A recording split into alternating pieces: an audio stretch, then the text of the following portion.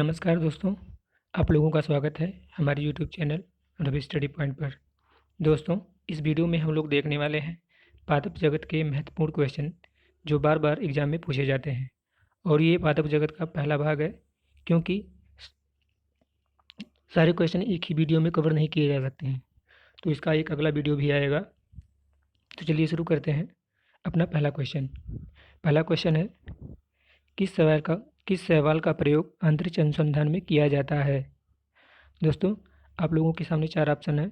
अगर आपको आंसर पता है तो आप अपना आंसर कमेंट बॉक्स में कमेंट कर सकते हैं। तो दोस्तों, इसका सही जवाब होगा सी ऑप्शन, यानी कि क्लोरेला। क्लोरेला का प्रयोग अंतरिक्ष अनुसंधान में किया जाता है। ये एक शैवाल है। शैवाल की जो कोशिकाभित्ति होती है वो सेलुलोज की बनी होती है, और शैवालों का अध्ययन हम लोग फाइकोलॉजी में करते हैं। चलिए अपना अगला क्वेश्चन लेते हैं।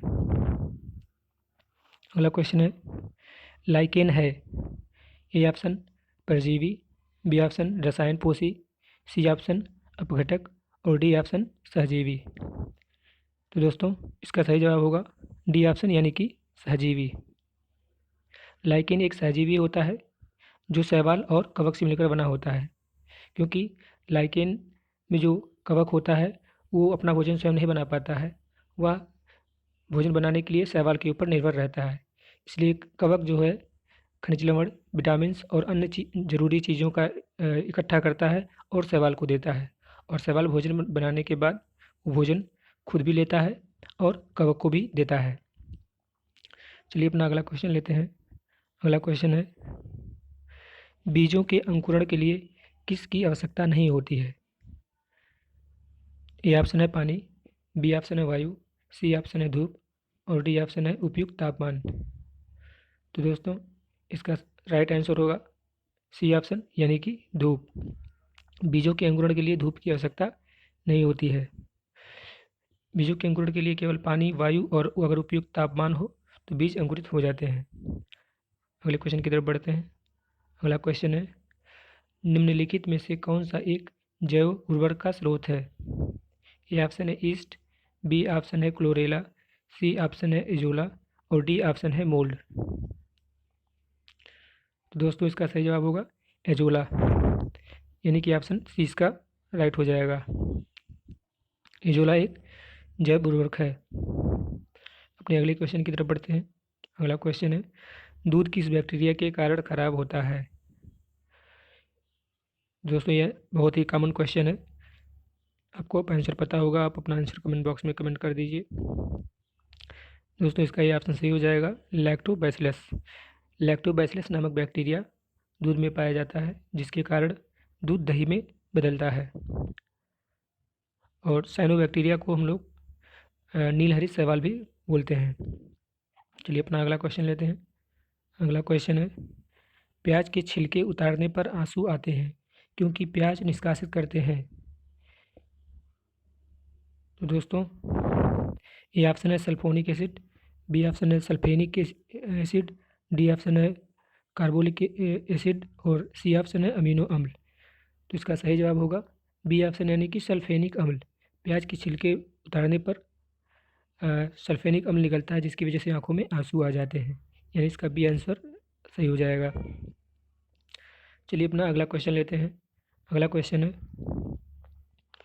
निम्नलिखित में से किस औषधि का प्रयोग मलेरिया के उपचार में किया जाता है। दोस्तों, 4 ऑप्शन आपके सामने हैं, और इसी मलेरिया औषधि का प्रयोग जो है कोरोना से जो पीड़ित लोग थे उनके उपचार में भी किया जा रहा था। तो ये क्वेश्चन बहुत इंपॉर्टेंट हो जाता है। तो दोस्तों, इसका सही जवाब होगा बी ऑप्शन, यानी कि क्लोरोक्विन। क्लोरोक्विन औषधि का प्रयोग मलेरिया के उपचार में किया जाता है, यानी कि B is the right answer. चलिए अपने अगले क्वेश्चन की तरफ बढ़ते हैं। अगला क्वेश्चन है, समुद्री खरपतवार निम्नलिखित में से किसका महत्वपूर्ण स्रोत है। तो दोस्तों, इसका सही जवाब होगा ये ऑप्शन, यानी कि आयोडीन का। समुद्री खरपतवार आयोडीन का महत्वपूर्ण स्रोत है। अगला क्वेश्चन लेते हैं। अगला क्वेश्चन है, निम्न में से कौन सा एक जैविक उर्वरक है। दोस्तों ये क्वेश्चन रिपीट हो गया है, तो इसका राइट आंसर होगा बी यानी कि एजोला। अगला क्वेश्चन लेते हैं, ईस्ट और मशरूम है, तो दोस्तों इसका सही जवाब होगा फंगी। ईस्ट और मशरूम फंगी होते हैं, यानी कि बी इसका सही हो जाएगा। और फंगी यानी कि फफूंद, और इनकी जो कोशिका भित्ति बनी होती है सेल वॉल, ये हेमी सेलुलोज और काइटिन की बनी होती है, और ये विविध परपोषी होते हैं क्योंकि इनमें क्लोरोफिल नहीं पाया जाता है। चलिए अगला क्वेश्चन लेते हैं। अगला क्वेश्चन है, ईस्ट कोशिका में मुख्य एंजाइम होता है, तो दोस्तों इसका सही जवाब होगा बी ऑप्शन यानी कि zymase. Zymase zymase enzyme east कोशिका में होता है। अगला क्वेश्चन लेते हैं, शर्करा का ईस्ट द्वारा किण्वन करने पर कौन सा उत्पाद प्राप्त होता है, तो दोस्तों ये क्वेश्चन बहुत इंपॉर्टेंट है, कई बार एग्जाम में पूछा गया है। तो इसका सही जवाब है ए ऑप्शन यानी कि एथिल अल्कोहल। एथिल अल्कोहल का सूत्र होता है C2H5OH, यानी एथिल अल्कोहल का सूत्र होता है C2H5OH। मेथिल अल्कोहल का सूत्र होता है CH3OH। ग्लूकोज का सूत्र होता है C6H12O6, और फिनॉल का सूत्र होता है C6H5OH। अगला क्वेश्चन लेते हैं, स्थल पर सर्वप्रथम उगने वाले पौधे कौन से हैं, तो दोस्तों इसका सही जवाब होगा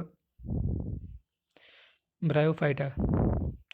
ब्रायोफाइटा स्थल पर उगने वाले सर्वप्रथम पौधे हैं, और इनका जो शरीर होता है वो सुकाय होता है, यानी कि सुकाय का मतलब कि इनका शरीर जो होता है जड़, तना और पत्ती में विभक्त नहीं होता है। और ये क्रिप्टोगेम्स में आते हैं क्योंकि इनमें पुष्प नहीं लगता है, और ना ही इसमें वस्कुलर सिस्टम होता है संवहन के लिए। और अगर हम बात करें थैलोफाइटा की, तो थैलोफाइटा भी जो है वो भी इसी प्रकार से होता है। और अगर टेरिडोफाइटा की बात करें तो टेरिडोफाइटा जो होता है ये इनके शरीर में जो है जड़, तना, पत्ती विभक्त होता है, और ये इसमें वस्कुलर सिस्टम पाया जाता है। और जो टेरिडोफाइटा प्लांट किंगडम है, इसी इसी के इसी में होने वाले पौधों में सबसे ज़्यादा संख्या में क्रोमोसोम उपस्थित होते हैं। अपना अगला क्वेश्चन लेते हैं। अगला क्वेश्चन है, किस पादप को शाकीय भारतीय डॉक्टर की उपमा दी गई है, तो दोस्तों इसका सही जवाब होगा बी ऑप्शन यानी कि तुलसी। तुलसी को शाकीय भारतीय डॉक्टर की उपमा दी गई है। अगला क्वेश्चन लेते हैं, जीवाणुओं का अध्ययन किस संघ में करते हैं, तो दोस्तों इसका सही जवाब होगा सी ऑप्शन यानी कि साइजोमाइकोफाइटा। जीवाणुओं का अध्ययन हम लोग साइजोमाइकोफाइटा में करते हैं, यानी कि सी इज द राइट आंसर। और यूग्लिनोफाइटा में हम यूग्लिना की स्टडी करते हैं, और यूग्लिना को जंतु जगत और पादप जगत के बीच की कड़ी बोला जाता है क्योंकि इसमें क्लोरोफिल पाया जाता है जो प्लांट सेल का करेक्टरिस्टिक होता है, और इसमें मूवमेंट होता है from one position to another position जो एनिमल का करेक्टरिस्टिक होता है। इसी वजह से यूग्लिना को जंतु जगत और पादप जगत के बीच की कड़ी कहा जाता है। चलिए अपना अगला क्वेश्चन लेते हैं। अगला क्वेश्चन है, बोटुलिज्म क्या है, तो दोस्तों एग्जाम ये क्वेश्चन इंपॉर्टेंट है, इसका आंसर आप कमेंट बॉक्स में कमेंट करिए। तो दोस्तों इसका सही जवाब होगा बी ऑप्शन यानी कि जीवाणुओं से उत्पन्न खाद्य विषाक्तता। बोटुलिज्म जीवाणुओं से उत्पन्न एक खाद्य विषाक्तता होती है, यानी बी इसका ऑप्शन सही हो जाएगा। अगले क्वेश्चन की तरफ बढ़ते हैं। अगला क्वेश्चन है, एंटीबायोटिक्स को मुख्यतः प्राप्त किया जाता है, तो दोस्तों ये आप इसका सही जवाब होगा ये ऑप्शन यानी कि जीवाणुओं से। एंटीबायोटिक्स मुख्यतः जीवाणुओं से प्राप्त किया जाता है, और जीवाणु जो है प्लांट के अंतर्गत आते हैं क्योंकि इनमें सेल वॉल पाई जाती है, और जीवाणुओं में जो वास्तविक केंद्रक होता है वो अनुपस्थित होता है। अगर हम कोकों की बात करें तो कोकों से भी एंटीबायोटिक्स प्राप्त की जाती है, लेकिन ज़्यादा संख्या में हम लोग जीवाणुओं से ही प्राप्त करते हैं।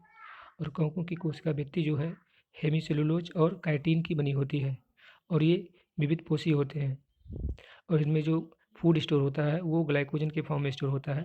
अगर हम सी ऑप्शन की बात करें शैवाल, तो शैवाल में जो है शैवालों की कोशिका भित्ति सेल्यूलोज से बनी होती है। अगर इसको याद रखना हो तो इसको याद रखने का बहुत ही आसान तरीका है, क्योंकि शैवाल शासी सेल्यूलोज, इस प्रकार से हम इसको याद रख सकते हैं। और शैवाल जो होते हैं इनमें क्लोरोफिल पाया जाता है और अपना भोजन स्वयं बनाते हैं। और अगर अगले ऑप्शन की बात करें विषाणु, तो विषाणुओं को सजीव और निर्जीव के बीच की कड़ी कहा जाता है। अपना अगला क्वेश्चन लेते हैं। अगला क्वेश्चन है तालाब का रेशम या जल का रेशम निम्नलिखित में से किसे कहा जाता है? तो इसका सही जवाब होगा ए ऑप्शन, यानी कि स्पायरोगैरा। स्पायरोगैरा को तालाब का रेशम या जल का रेशम कहा जाता है। अगर हम बी ऑप्शन की बात करें इंडोकार्पन, तो इंडोकार्पन जो है एक प्रकार का शैवाल है जिसका प्रयोग जापानी लोग भोजन के रूप में करते हैं। और क्लोरेला जो है, जो अंतरिक्ष यात्री होते हैं अपने केबिन में क्लोरेला नामक शैवाल उगाते हैं और उसी को भोजन के रूप में इस्तेमाल करते हैं। अगला क्वेश्चन लेते हैं। अगला क्वेश्चन है नाइट्रोजन स्थिरीकरण में कौन सा शैवाल भाग लेता है? नाइट्रोजन स्थिरीकरण में कौन सा शैवाल भाग लेता है? तो दोस्तों इसका सही जवाब होगा सी ऑप्शन, यानी कि एनाबीना तथा नोस्टाक। एनाबीना तथा नोस्टाक नाइट्रोजन स्थिरीकरण में पार्टिसिपेट करते हैं, यानी कि इसका सी ऑप्शन सही हो जाएगा। चलिए अपना अगला क्वेश्चन लेते हैं। अगला क्वेश्चन है वह जीवाणु जो वायुमंडल की नाइट्रोजन को स्थिर करने का कार्य करता है? तो दोस्तों 4 ऑप्शन आपके सामने हैं। अगर आपको आंसर पता है तो आप अपना आंसर कमेंट बॉक्स में कमेंट कर सकते हैं। तो इसका सही जवाब होगा ए ऑप्शन, यानी कि एजेटोबैक्टर। एजेटोबैक्टर को जो बैक्टीरिया होता है वो वायुमंडल की नाइट्रोजन को स्थिर करता है, यानी कि इसका ये ऑप्शन सही हो जाएगा। चलिए अगला क्वेश्चन लेते हैं। अगला क्वेश्चन है भूमि की उर्वरता को घटाने वाला जीवाणु है? तो दोस्तों इसका सही जवाब होगा सी ऑप्शन, यानी कि थायोबैसिलस डीनाइट्रिफिकेंस, यानी कि सी ऑप्शन सही हो जाएगा। तो देखिए दोस्तों मैंने दोनों क्वेश्चन को एक साथ ले लिया है कि एक बैक्टीरिया होता है जो भूमि की उर्वरता को घटाता है, यानी नाइट्रोजन को कम करता है, और एक होता है जो नाइट्रोजन को बढ़ाता है। तो जो नाइट्रोजन को बढ़ाता है वो है एज़ोटोबैक्टर, और जो उर्वरता को घटाता है उसका नाम है थायोबैसिलस डीनाइट्रिफिकेंस। चलिए अगला क्वेश्चन लेते हैं। अगला क्वेश्चन है कवक कोशिका में संचित होने वाला खाद्य पदार्थ है? तो 4 ऑप्शन आपके सामने है। अगर आपको आंसर पता है तो आप आंसर कमेंट बॉक्स में लिख सकते हैं। तो इसका सही जवाब हो जाएगा ग्लाइकोजन। कवक कोशिका में जो संचित होने वाला भोज्य पदार्थ होता है वो ग्लाइकोजन के फॉर्म में स्टोर होता है। और जो फ्रक्टोज है ये मीठे फलों में पाया जाता है। चलिए, और जो मंड है वो अनाज में पाया जाता है। अगला क्वेश्चन लेते हैं। अगला क्वेश्चन है क्लोरेलिन नामक एंटीबायोटिक्स प्राप्त किया जाता है? तो इसका सही जवाब हो जाएगा ऑप्शन सी, यानी कि शैवाल से। शैवाल से क्लोरेलिन नामक एंटीबायोटिक्स प्राप्त किया जाता है, यानी कि सी इज द राइट आंसर। अगला क्वेश्चन लेते हैं। जीवाणुओं में माइटोकॉन्ड्रिया के समृद्ध अंग कौन सा होता है? तो दोस्तों इसका सही जवाब हो जाएगा मीसोसोम, यानी कि सी ऑप्शन इसका राइट आंसर है। जीवाणुओं में माइटोकॉन्ड्रिया के समृद्ध अंग मीसोसोम होता है। जैसे ह्यूमन सेल में फूड के ऑक्सीडेशन के लिए माइटोकॉन्ड्रिया होता है, उसी प्रकार जीवाणु में माइटोकॉन्ड्रिया के स्थान पर मीसोसोम होता है और उसी में जो ग्लूकोज होता है उसी का ऑक्सीडेशन होता है। चलिए अपना अगला क्वेश्चन लेते हैं और ये इस वीडियो का लास्ट क्वेश्चन है।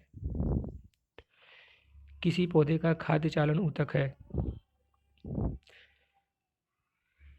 खाद्य चालन ऊतक मतलब कि जब पौधे अपना भोजन बना लेते हैं तो उसको एक जगह से दूसरे जगह भेजने के लिए किस ऊतक का प्रयोग करते हैं? तो इसका सही जवाब होगा बी, यानी कि फ्लोएम। फ्लोएम ऊतक जो है पौधों का खाद्य चालन ऊतक होता है, और जाइलम जो है पौधे के एक भाग से दूसरे भाग तक, यानी कि जड़ से पत्तियों तक जो पानी पहुंचाने का काम होता है वो जाइलम ऊतक के द्वारा किया जाता है। तो दोस्तों ये था आज का महत्वपूर्ण वीडियो, जिसमें मैंने पादप जगत के 25 महत्वपूर्ण क्वेश्चनों को लिया था। और भी क्वेश्चन है, लेकिन ये सारे क्वेश्चन एक ही वीडियो में नहीं आ सकते थे, तो मैं इसका अगला वीडियो भी बनाऊँगा। तो इसी के साथ अपना वीडियो समाप्त करते हैं दोस्तों। अगर आपको लास्ट में एक बात और, अगर आपको वीडियो पसंद आया हो तो इसको लाइक, शेयर और सब्सक्राइब ज़रूर करिएगा, और बेल आइकन को प्रेस कीजिएगा और घंटी के बटन को ज़रूर दबाइएगा, ताकि आने वाली अगली वीडियो की महत्वपूर्ण जानकारी आपको सबसे पहले मिल सके। धन्यवाद।